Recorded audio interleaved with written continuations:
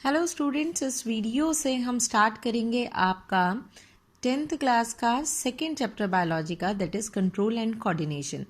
अब तक आपने जितने भी टॉपिक्स पढ़े, जैसे आपने न्यूट्रिशन पढ़ा, रिस्पिरेशन, ट्रांसपोर्टेशन, एक्सक्रीशन, वो सारे के सारे आपके लाइफ प्रोसेस चैप्टर के पार्ट्स थे। तो अब एक बिल्कुल नया चैप्टर स्टार्ट करते हैं, that is control and coordination. तो सबसे पहले किसी भी चैप्टर को पढ़ने से पहले उन वर्ड्स के मीनिंग आपको पता होने चाहिए। What is control and what is coordination.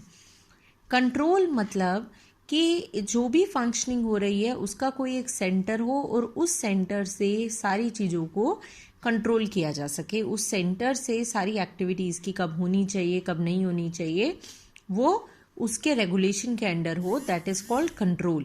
और ये जैसे कि हम कहें एक सेल में न्यूक्लियस कंट्रोल करता है ना, इसी तरीके से हमारी बॉडी का भी कंट्रोल सेंटर होता है। Next is coordination. कोऑर्डिनेशन मतलब होता है जब बहुत सारे मिलके एक कोऑर्डिनेटेड मैनर में वर्क करें, यानी मान लीजिए 2-3 ऑर्गन हैं और 2-3 ऑर्गन मिलके काम कर रहे हैं। चलिए हम पीछे के एग्जाम्पल से ही बात करते हैं। आपने डाइजेशन पढ़ा, खाना आपके माउथ में जाता है, फिर ईसोफेगस में, फिर स्टमक में, फिर इंटेस्टाइन में। तो ये सब एक कोऑर्डिनेटर मैनर में ही वर्क करें, यानी जब माउथ में सलाइवा डाइजेस्ट कर देता था तो वो आगे ईसोफेगस में भेजता था, फिर स्टमक में जाता था, स्टमक में जब उसका प्रोटीन डाइजेशन हो जाता था तब वो इंटेस्टाइन में। ऐसा तो नहीं है कि वो डाइजेस्ट होने से पहले दूसरा ले ले, ऐसा नहीं हो सकता। तो अगर ऐसा होगा तो बॉडी की फंक्शन डिस्टर्ब हो जाएगी। तो यही कोऑर्डिनेशन है, यानी सब लोग मिलके एक कॉम्प्लीमेंट्री एक दूसरे को जो है हेल्प करें, that is coordination. So this is control and coordination.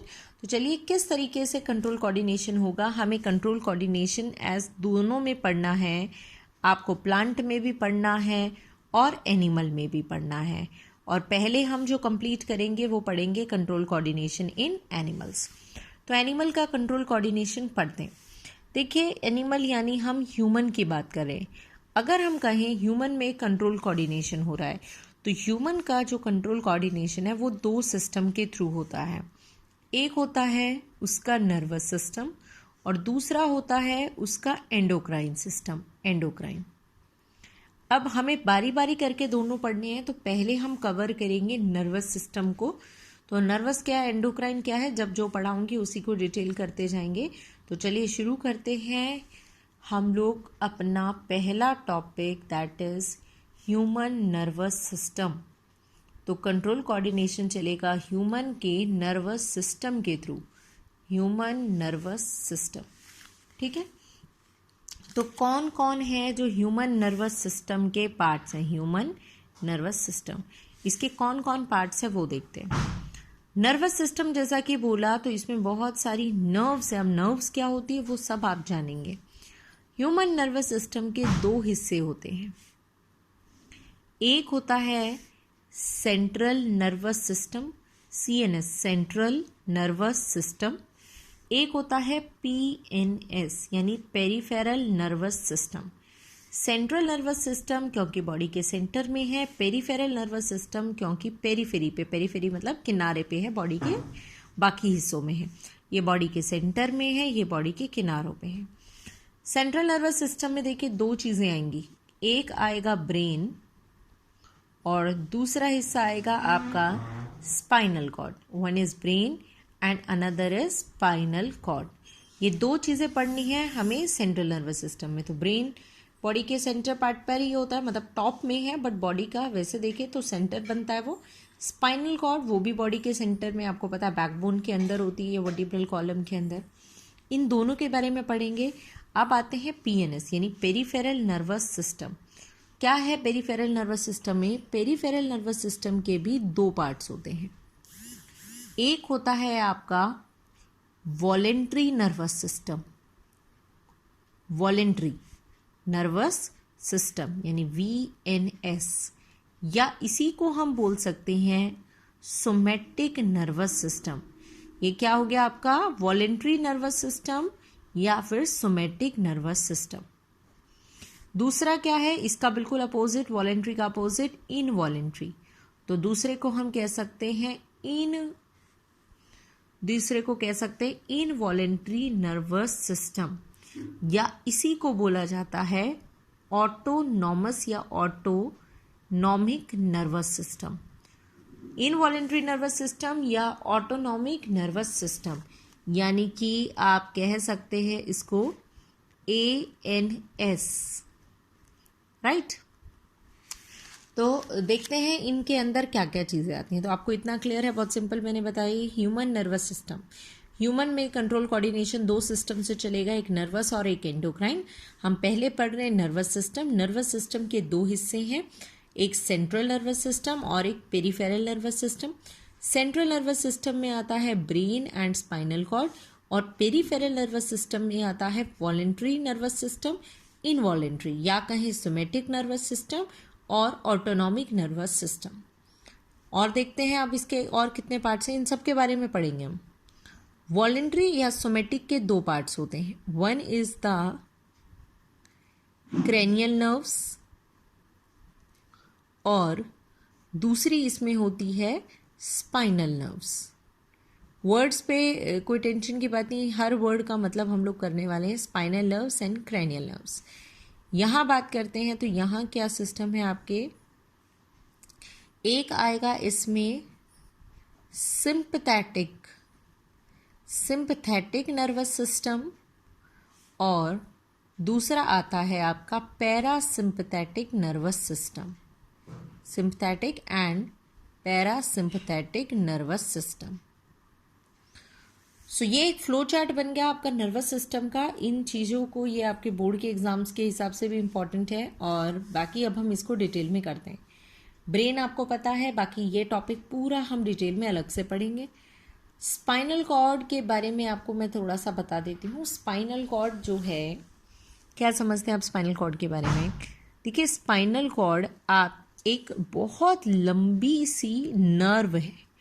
अब नर्व क्या होती है, एक्चुअल में आपने छोटी क्लासेस में भी ये एक सेल पढ़ा होगा, ये वाला, जिसे हम क्या बोलते हैं, जिसे हम बोलते हैं नर्व सेल या न्यूरॉन। इसका डायग्राम बना के हम डिटेल में अच्छे से पढ़ेंगे।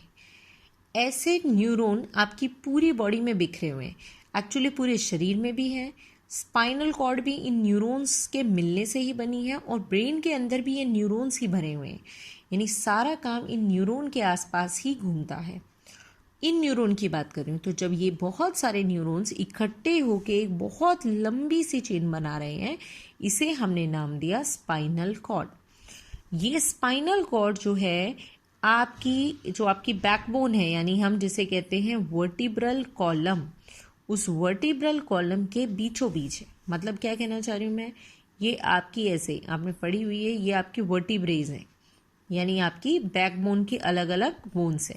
इनके बीचों बीच का जो स्पेस है, उस स्पेस के अंदर आपकी प्रेजेंट है स्पाइनल कॉर्ड। स्पाइनल कॉर्ड जैसे कि मैंने कहा न्यूरॉन से है।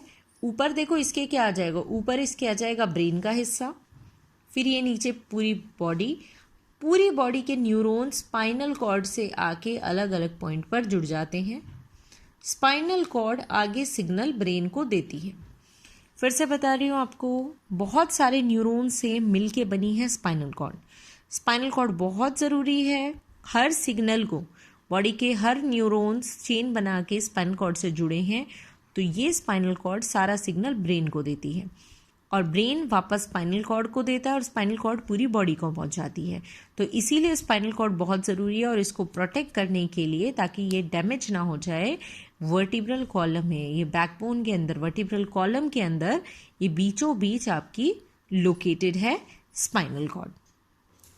तो स्पाइनल कॉर्ड का एक काम तो यही है कि बॉडी के सिग्नल को ब्रेन को पहुंचाना और ब्रेन के सिग्नल बॉडी के पास लाना, राइट। एक और फंक्शन की बात करते हैं जो हमारे स्पाइनल कॉर्ड ही परफॉर्म करने वाली है। वो दूसरा फंक्शन क्या है, वो होते हैं आपके स्पाइनल रिफ्लेक्सेस, यानी जो अचानक से हम डिसीजन लेते हैं। वो रिफ्लेक्स सेक्शन में अलग से भी पढ़ाऊंगी टॉपिक, उसमें भी बात करूंगी। मतलब जैसे किसी कांटे पे पैर लगा तो हम पैर अचानक से हटा लेते हैं, गर्म चीज़ पे हाथ लगते ही हम हाथ हटा लेते हैं, तो वो वाले जो डिसीजन है वो भी स्पाइनल कॉर्ड ले रही है। तो स्पाइनल कॉर्ड के मैंने आपको दो फंक्शन बता दिए हैं, एक तो ये सडन एक्शंस का डिसीजन लेना, और दूसरा बॉडी के सिग्नल ब्रेन तक पहुंचाना और लाना। This is about spinal cord. Brain अलग पढ़ेंगे। अब आ जाते हैं पीएनएस यानी पेरिफेरल नर्वस सिस्टम पे। देखिए पेरिफेरल नर्वस सिस्टम में यानी बॉडी के पूरे हिस्से में यानी ब्रेन और स्पाइनल कॉर्ड अगर मैं छोड़ दूं तो पूरी बॉडी, आपके हाथ है, पूरा एब्डोमेन का पार्ट है, ठीक है, चेस्ट का पार्ट है और लेग्स हैं, तो पूरी बॉडी का जितना भी हिस्सा है उसमें जो न्यूरॉन्स फैले हुए हैं, ऐसे न्यूरॉन फैले हुए हैं, उनको कहते हैं पीएनएस, पेरिफेरल नर्वस सिस्टम। क्योंकि बॉडी के पेरिफेरल पार्ट में है, साइड वाले पार्ट में, इसीलिए इसको नाम दिया पीएनएस। अब इसमें देखो दो हिस्से हैं, एक है आपका वॉलेंट्री नर्वस सिस्टम और एक है इनवॉलेंट्री नर्वस सिस्टम। वॉलेंट्री यानी कि जो आपके कंट्रोल में हो और इनवॉलेंट्री यानी जो आपके कंट्रोल में ना हो। यानी आपके देखो एक बात तो क्लियर है कि इसमें न्यूरॉन है। अब न्यूरॉन कौन से हिस्से से आ रहे हैं, न्यूरॉन ऐसे किस हिस्से से आ रहे हैं जो आपके कंट्रोल में है या नहीं। आपको एग्जांपल देती हूँ, मान लीजिए हमारा हैंड है, हमारे हैंड में से न्यूरॉन जो है वो कनेक्ट होता है और स्पाइनल कॉर्ड तक पहुंचता है। हाथ, आपको मुझे लिखना है तो मुझे हाथ का मूवमेंट करना है ये, तो इसका सिग्नल न्यूरॉन ने स्पाइनल कॉर्ड को दिया, उसने ब्रेन को दिया, ब्रेन ने वापस ला के दिया और मेरे हाथ ने मूवमेंट शो किया। ये जो हैंड का मूवमेंट है ये मेरे कंट्रोल में था, इसीलिए इसे कहते हैं वॉलेंट्री नर्वस सिस्टम या सोमैटिक नर्वस सिस्टम। बॉडी के इन हिस्सों को सोमैटिक कहते हैं। दूसरा है इनवॉलेंट्री या ऑटोनॉमिक। मान लीजिए मैं बात करती हूँ हार्ट बीट की। अगर हार्ट बीट अब मैं मान लीजिए रन कर रही हूँ तो रन करते टाइम आपको पता है हार्ट बीट फास्ट हो जाएगी। अब हार्ट बीट को फास्ट करना है, उस टाइम ज़रूरत है, ये सिग्नल कौन देगा? जो न्यूरॉन हार्ट बीट के फास्ट करने के सिग्नल लेके आए वो कौन हुए? ऑटोनॉमिक। फिर से बोल रही हूँ, वॉलेंट्री या सोमैटिक नर्वस सिस्टम वो हिस्से के न्यूरॉन्स है जो आपके कंट्रोल में है।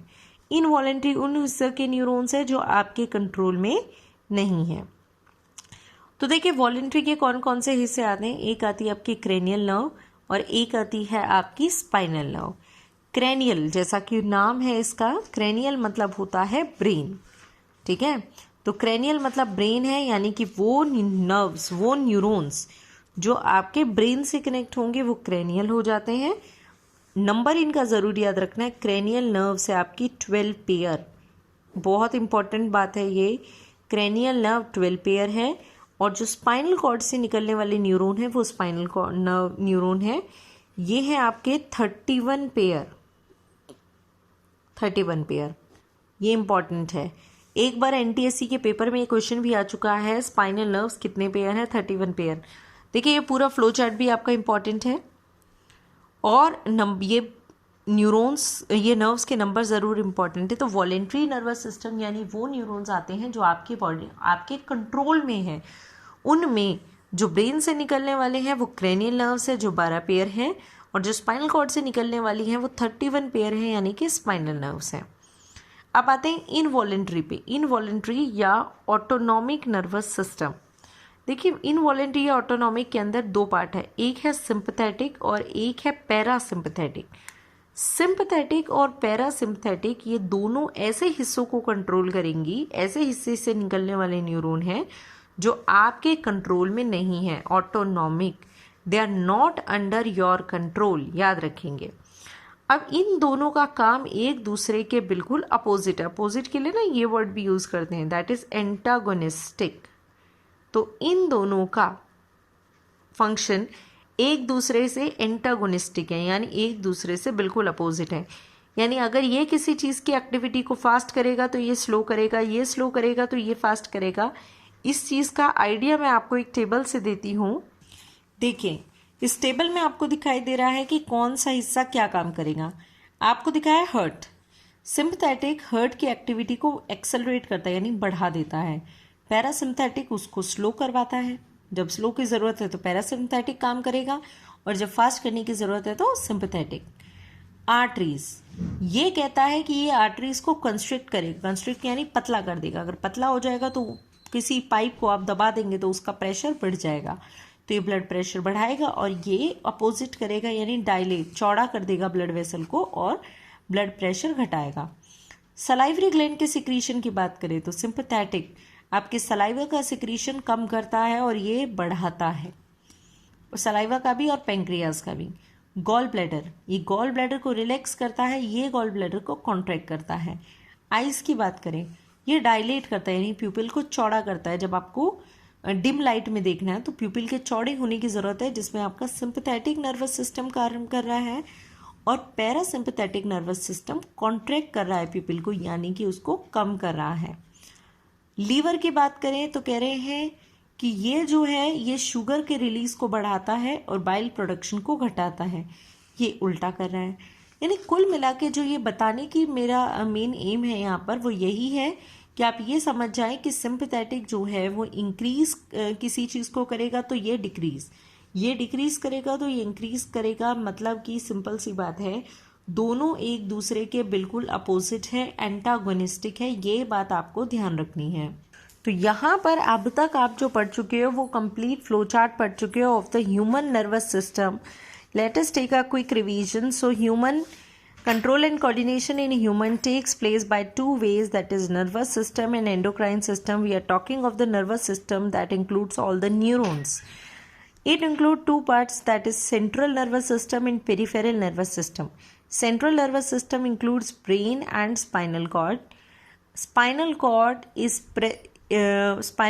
formed by many neurons and it is protected by the vertebral column. बहुत सारे बच्चे वर्टिब्रल कॉलम को ही स्पाइनल कॉर्ड समझते हैं, तो वर्टिब्रल कॉलम के बीचों बीच स्पाइनल कॉर्ड प्रोटेक्टेड है। Spinal cord performs two important function. एक कुछ रिफ्लेक्स एक्शन के डिसीजन लेती है जो आगे हम डिटेल में पढ़ेंगे। एक बॉडी के न्यूरॉन से जो भी सिग्नल आते हैं उनको रिसीव करके आगे पहुंचाती है और यहाँ से सिग्नल वापस भेजती है। Then is the peripheral nervous system. Peripheral nervous system में न्यूरॉन्स हैं जो पूरी बॉडी में बिखरे हुए हैं। अगर वो न्यूरॉन आपके ऐसे हिस्सों से हैं जिनको आप कंट्रोल कर सकते हो तो उन्हें हम वॉलेंट्री नर्वस सिस्टम या सोमेटिक नर्वस सिस्टम कहते हैं। अगर आपके कंट्रोल में नहीं है, उन हिस्सों से हो, तो उन्हें इनवॉलेंट्री या ऑटोनॉमिक नर्वस सिस्टम कहते हैं।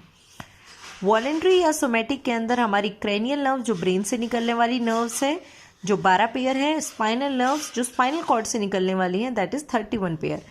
इनवॉलेंट्री में आपके सिंपैथेटिक और पैरासिम्पैथेटिक नर्वस सिस्टम है, ये दोनों एक दूसरे के एंटागोनिस्टिक हैं यानी अपोजिट एक्शन शो करते हैं।